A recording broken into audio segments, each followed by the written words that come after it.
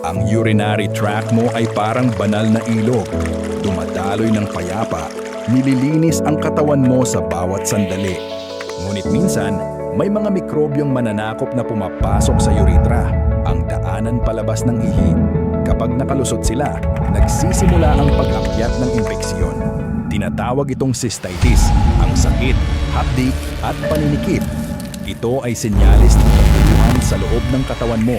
Kapag ang bakterya ay umakyat pa, umaabot ito sa mga bato o kidneys. Nagiging mas malalim at mas delikado ang infeksyon. Tinatawag itong pyelonephritis. Ngunit tandaan, hindi sumusuko ang katawan mo.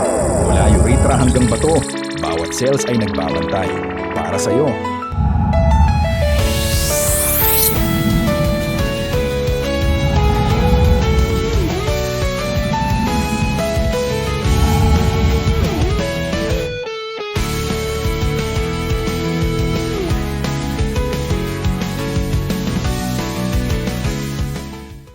Para sa dagdag kaalaman, sundan ang One Pag-asa. Kidneys alagaan natin. Palaging mag